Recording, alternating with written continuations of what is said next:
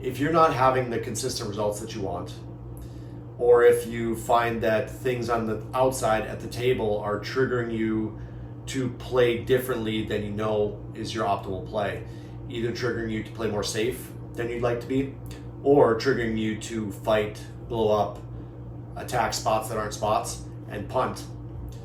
Or if you find that you're just not enjoying poker as much as you used to, if you feel like an imposter, if you feel like no matter how well you play, and even after your good sessions, you really don't feel the enjoyment that poker is meant to bring, then reach out to us. That's what we're here for, and that's what we do, and this episode is for you.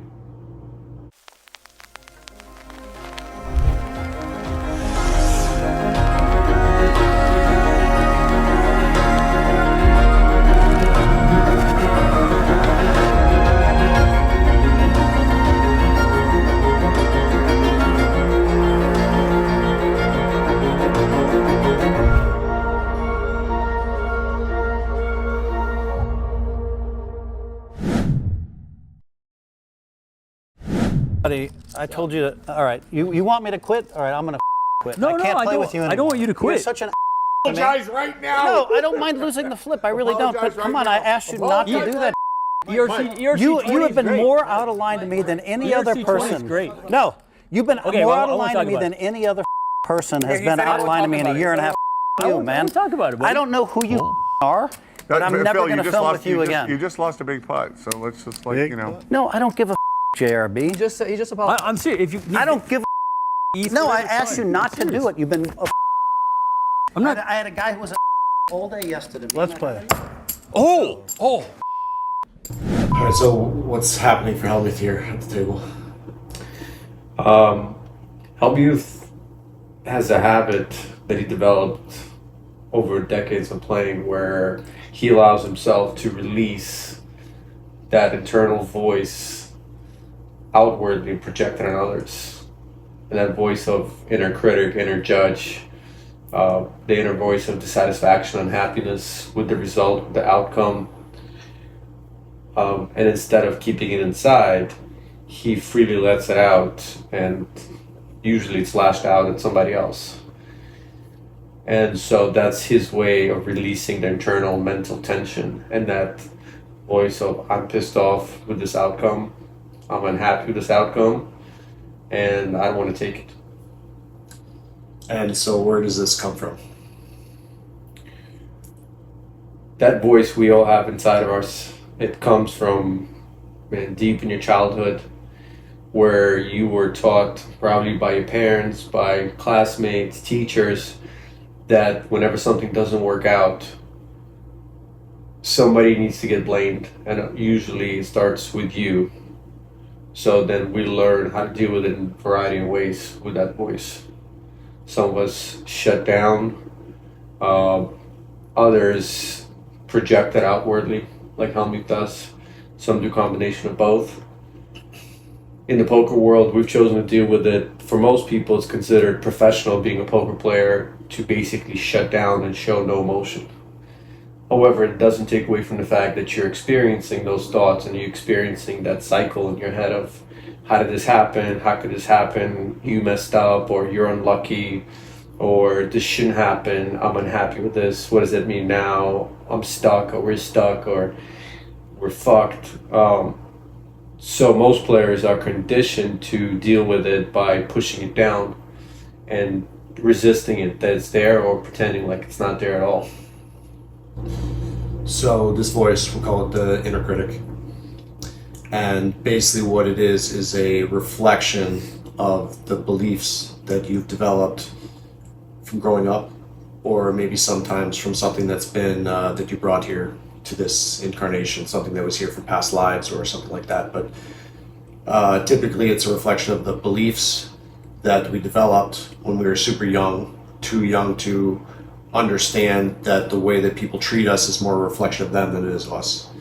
And so what we're getting when we are hearing that inner critic, either letting it out like Hellmuth does or internally in our own head, is the parroting of the things that we heard from the people who were raising us, coaches, teachers, parents.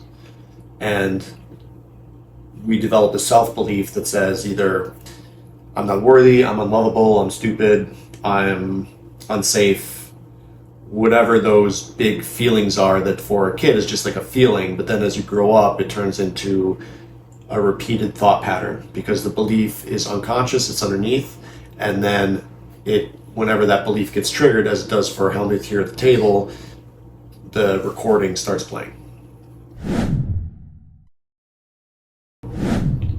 Yes. And ultimately, what most don't realize is that we believe that it's a result of something that happened on the outside. When you lose a big pot, you lose a tournament, you make a mistake in a hand, or something doesn't work out, and it gets activated. So then our belief becomes a reaction to this inner critic voice that it's somehow something on the outside that created it. So then the way we deal with it is I need to do things on the outside. Now I need to win, I need to make up for it, or do something on the outside so that the voice inside or internally ceases to attack me or stops telling me terrible things about myself or terrible things about my life. When reality, it's the relationship is in reverse. It's how I feel projects on things that happen on the outside. Because we have a choice, even though most of us don't realize that it's a choice, that when things happen, even if in the moment it doesn't seem like it's working out for us, that it doesn't mean that it's a reflection of me as a person. Or it doesn't even mean that a reflection of me as a poker player.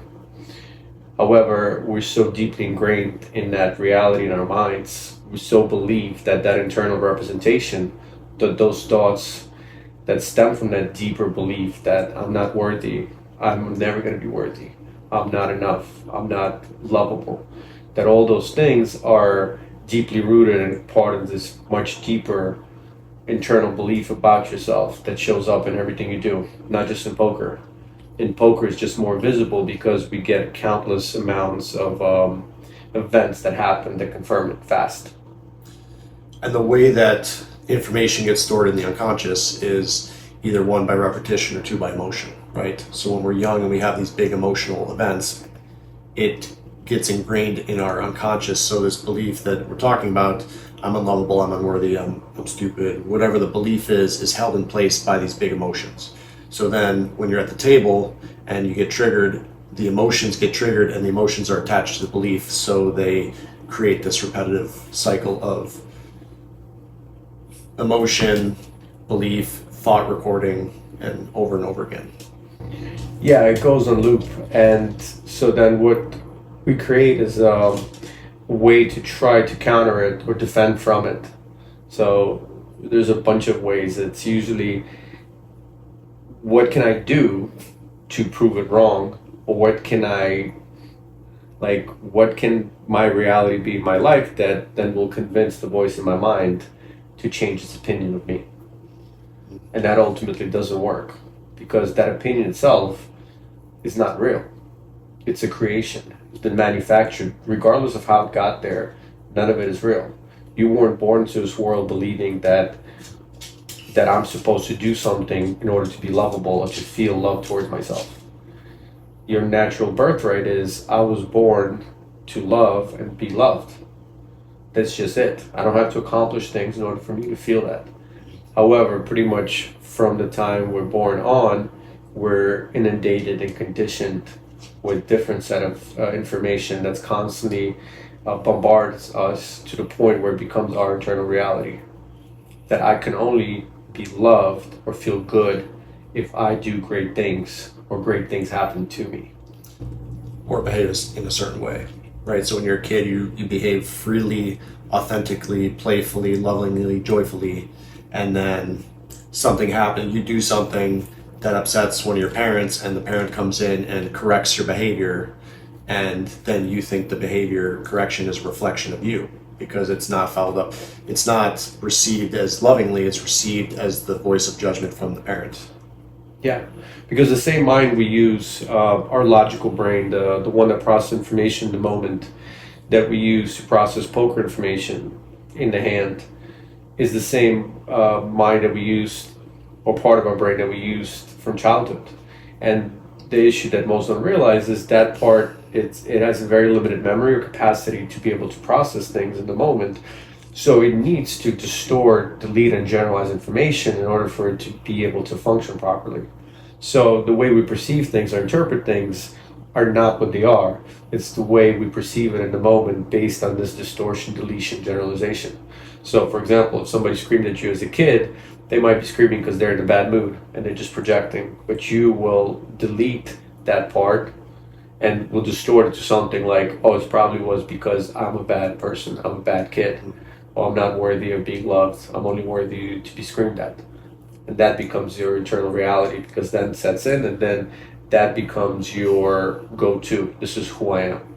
And so the critic that you hear, you're not hearing it as a thought or a pattern of thoughts or even beliefs. You're hearing it as that's me. That's who I am. So when I hear this, that means it's confirming exactly who I always thought myself to be, which is true, because the thought, it's exactly right. Who I thought myself to be is very different from who I am. Yeah.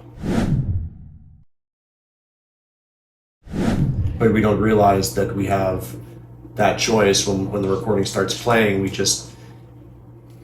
We hear it all the time. We don't know how to deal with it or what to do with it. So talk about some of the ways that at the table, when this recording starts playing, what are, in your experience, what are some of the ways that we do deal with it? Talk about Hellmuth, like how he deals with it, and then what is a healthy way to deal with it?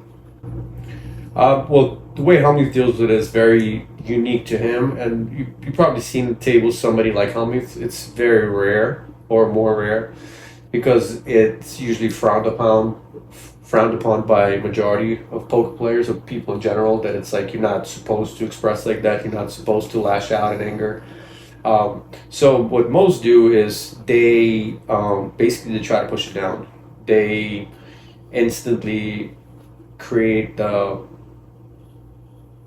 a wall around it. Like, hey, if I build a quick wall within and just lock it down, then it's going to disappear and it's going to go away.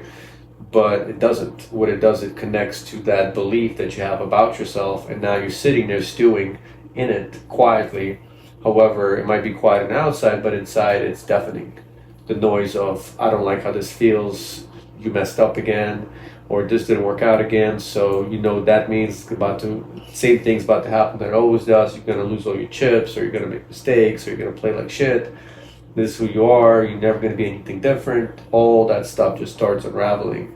And ultimately, it shows up in the way you play. So it could be cold tilt, and all of a sudden you go from being an aggressive player, doing things that work, to just creating logical reasons for why you're now playing scared, or now you're playing in a way that's not conducive to winning.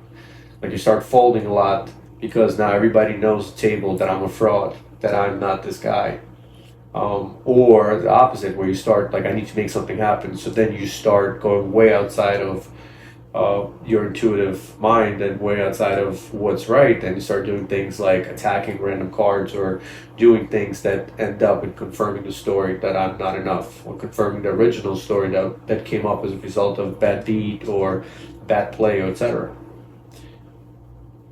The healthy way of dealing with it is, one, creating awareness in the moment that, okay, I'm having these real uncomfortable thoughts. And that might mean getting up, at least taking a break to really be with it. Like right now I'm having all these thoughts and feelings and emotions in me that are not pleasant, not fun, and I'm not enjoying it. And that's okay to say, this is not fun, this doesn't feel great. So you have an awareness now that this pattern is happening. That's the first and the biggest step to make, because awareness is king.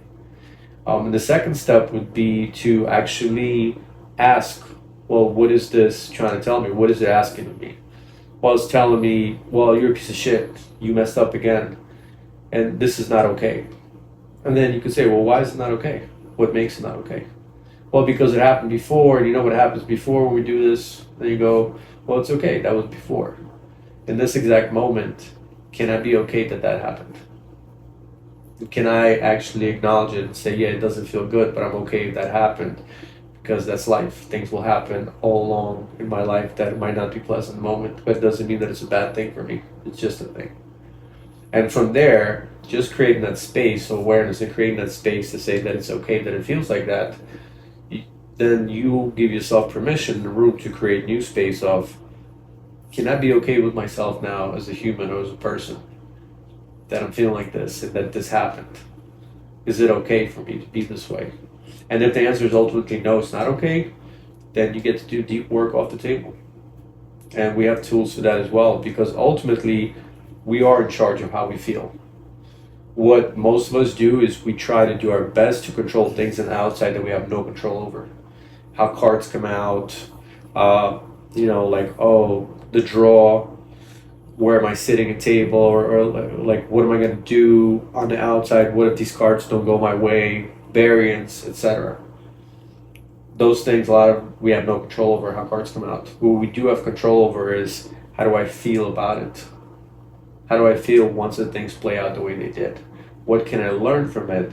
And what can I consciously improve or change in a way that'll actually allow me to be, and with it to play at the level that's in alignment with me? And that takes practice, and it takes deep work. However, the first and the biggest step is awareness.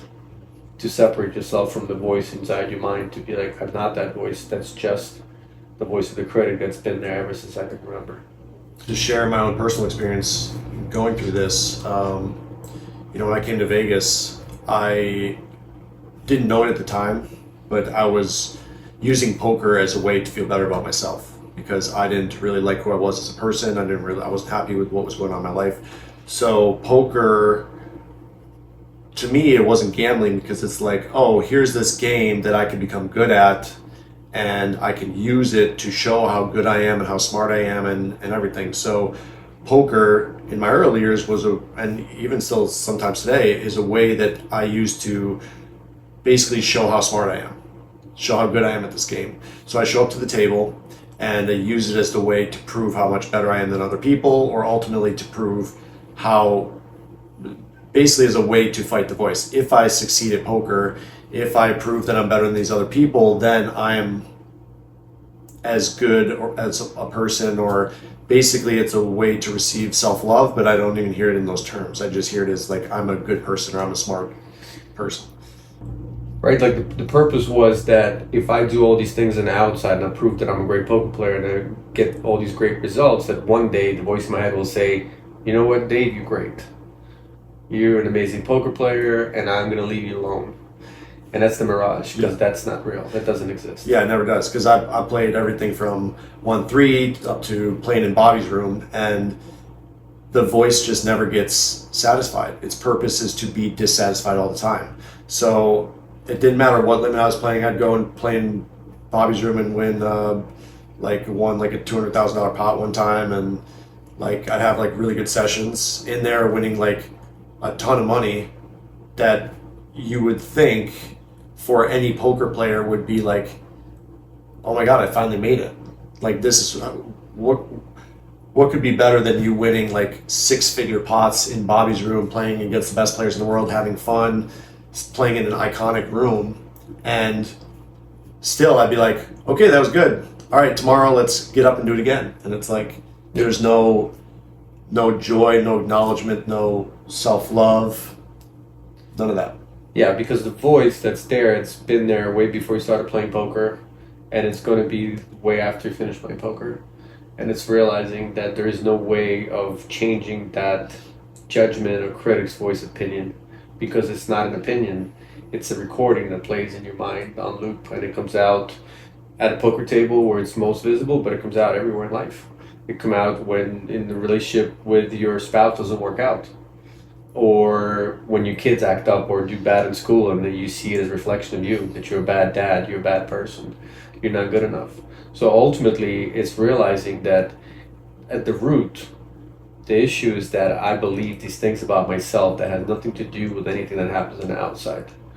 So what am I choosing, or what can I do or be in order for me to release these beliefs so I could operate from a place of neutrality, instead of being impacted and triggering that voice throughout the day and throughout my life.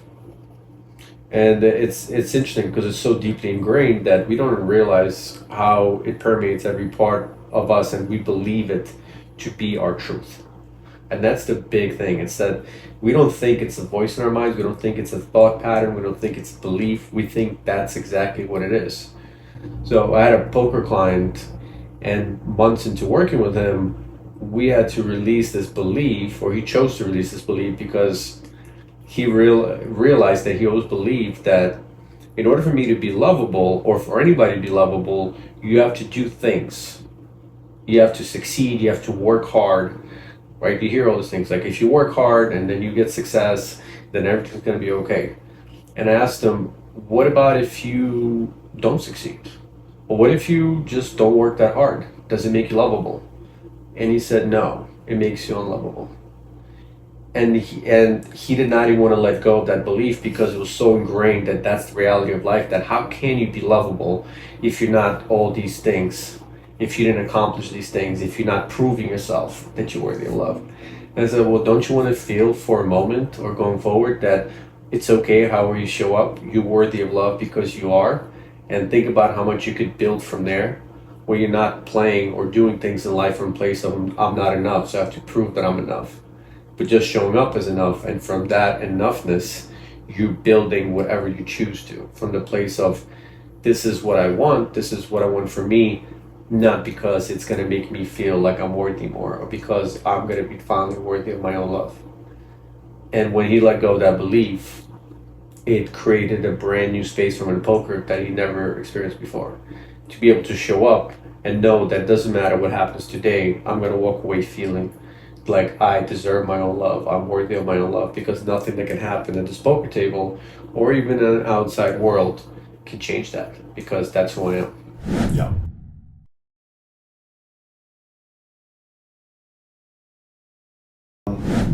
I mean, I really just had a big realization. Shout out to Nikki Limo. I was watching her video the other day, and she really talked about how it's she just leads with her fun and her joy.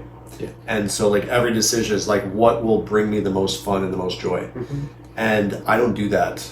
I haven't done that in the past. And now in the future, going forward, that's what I lead with. It's like, is this something I'll enjoy? And then when you're leading with your enjoyment, you're already full, because you're leading with your excitement, your joy, your gratitude, like you're present and you're full. And then no matter what happens in the game, it can't take it away. And then you're also playing from a place of alignment, intuition, and you have no attachment to the results, so you're not forcing anything. When you do it the other way, when you're like, okay, I'm going to go play 10, 20, 40 at the win, and I'm going to go win at this, it's like I'm not playing from a place of wholeness, goodness, and joy. I'm playing from a place of like, okay, I'm empty right now, and I'm going to go to this game, and I'm going to beat these players, and I'm going to prove that I'm good enough, and win money, and then I'll feel good. So the fulfillment is always on the outside, mm-hmm. versus leading with the fulfillment, and then you're always full. Yes. Yeah, you're actually creating it. And that's what most of us don't realize. We are the creators of that joy, of fun. We keep thinking it's going to happen outside. So when I'm winning, then I have fun. Then I'm feeling happiness or joy. But when I'm losing, then I feel like shit. No, it's what you bring. Yeah, and this is why from internal. Yeah, this is why my results were so misaligned over the summer. Like, I literally had terrible results. Is because I was playing from a place of like, I need to prove something this summer, mm-hmm. and there was no joy. I was navigating it with emptiness, and how can I prove myself this summer? Yeah. And it showed up as me being disconnected at the table, me having too many thoughts in my head that I wasn't able to hear. I wasn't able to see through any of the clutter that was in my head. I'd literally be sitting at the table and be like, I know how well that I can read players, and I'd be sitting there like looking at these players, and I'd be like, I don't know what I'm looking at right now. Mm-hmm. Because you were looking at your own clouds in your sky, in your brain. Yeah. You were looking at your own, the beliefs, the thoughts of like, I'm not enough, I'm not good enough, I need to prove myself. And it starts with what we spoke from the beginning, awareness. And here's the thing, it's an ongoing job, or it's an ongoing task. Because it doesn't matter how much internal work you've done in terms of creating that clarity, creating that awareness, and letting go of beliefs. If you don't create the structure of these are the habits that allow to facilitate this into everyday existence, to facilitate this way of being, that who I really am going forward, what ends up happening is you go to your old habits. And even if the old habits aren't there anymore because if you have beliefs around them, your mind goes to what it knows. So if you don't create a structure, like these are the habits that work, how do I get to awareness? Because for me, awareness is the starting point. Then you're going to go to the space of, hey, I'm playing to prove myself. I remember that's what I used to do. And I don't even know why I'm still doing it. I don't believe it, but I'm still doing that because that's what we do. We go back to what's comfortable. And what's comfortable is what we're used to. I don't know if we ever talked about it before, but briefly go over the 4 prerequisites of success. 4 requisites of success. So for requisites for success or continuous lasting success, it's basically step 1 is release work, which we do through breakthrough session. Where basically find the deepest rooted beliefs that hold you back. Beliefs are usually so deep that the external beliefs, like I'm not good enough or I need to prove myself, are basically a branch of a much deeper belief, a much darker belief that we don't even consciously aware of, most of us. It could be something as dark as I don't deserve to be here, I'm not supposed to be here. And then imagine if you operated from that belief, everything else around it then falls in place to confirm that belief. Like how can you win at poker when you're not even supposed to be here? So ultimately that's the first step, which is to release the deepest rooted beliefs and emotions that are attached to it, the deep emotions that aren't supporting you. So anger and fear and sadness at the level that is not accurately reflecting what you're experiencing. So when you release those things, you are now operating from a space of clarity and a space of emptiness, and beautiful emptiness, where you get to create your own art of who you are. And that leads you to step 2, which is create your be, do, have. What are my ways of being that are in alignment with me? Meaning, how am I being? How am I choosing to show up going forward for myself and for the world around me that's in alignment with me? The do is what ways of action I'm committed to doing that support that way of being. And from there, you get to create specific goals that are in alignment with your be and your do. And then those goals to have become something that is a reflection of you. It becomes natural. So the winning becomes part of who you are. It's a byproduct. So that's step 2, the be, do, have. Step 3 is creating habits that support who you are. And that's what we talked about. Habits that are continuous, ongoing. What's my morning routine that allows me to become present, settled in, and create that level of awareness and space within and love. Yeah, because like you said, I did some release work, and then I would find myself going to the table or going about my day, whatever, and I would be doing things that was like an old habit that supported the old belief. Then I'm like, that's weird, because the emotion wasn't there. Mm-hmm. But then I was like, why did I just do that? And then it's much easier to change those once the release work's done. Yeah, and here's the thing. So the step 3 is the habits, right, that support the release work, that you don't have those beliefs anymore that held you back. And the be, do, have, that you create the foundation of this is who I am, this is what I choose to do going forward, and these are the results that's going to happen as a result of it. If you don't do the habits that support it, then what ends up happening is not only you start doing the habits, the old habits that supported the old beliefs, you create new baggage. Yeah. Because now the habits are saying, well, I wouldn't be doing this unless I was a piece of shit. I wouldn't be doing this unless I wasn't good enough. I wouldn't be getting these results from these habits unless I'm not worthy or unless I needed to prove myself. So then you actually create new baggage and go through your cycle. So this is why specifically the 4 steps is the prerequisites for success going forward, because then it creates the foundation that you live in. Yeah, and the 4th? And the 4th is positive focus, which seems very basic, like, so it's like affirmations. But here's the thing, here's the difference. When you don't have beliefs in place that tell you I'm not good enough, I'm not worthy, I'm not lovable, instead you realize I am worthy, I am lovable because I am, then the suggestions to your unconscious mind become your reality. Because there's nothing blocking it from you changing in reality.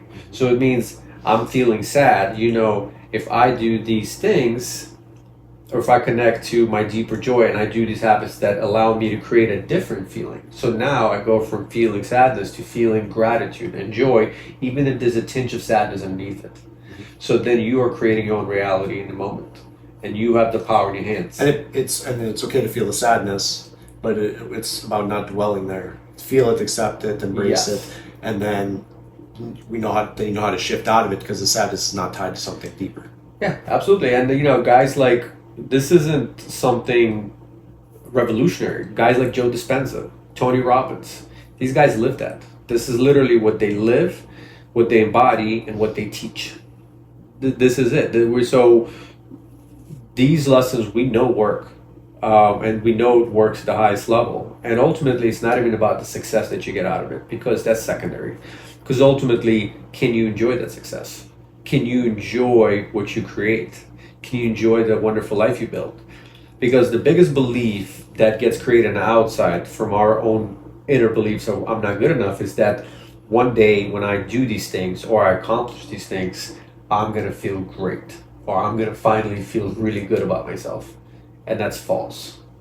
That's inherently false. And there are billionaires in this world that are tragically unhappy, that will tell you that it's bullshit. And in fact, when you have everything, is when you're left alone with those beliefs, is when you realize how deep and dark that could be inside your own mind, unless you choose to go there. Isn't that a Bob Marley quote where he says, there's some poor people in the world who all they have is money? Yeah. Something like that. Yeah. And so, it's ultimately, it's up to you. Do you want to stay in that space where you could recreating the same story that is already in your mind?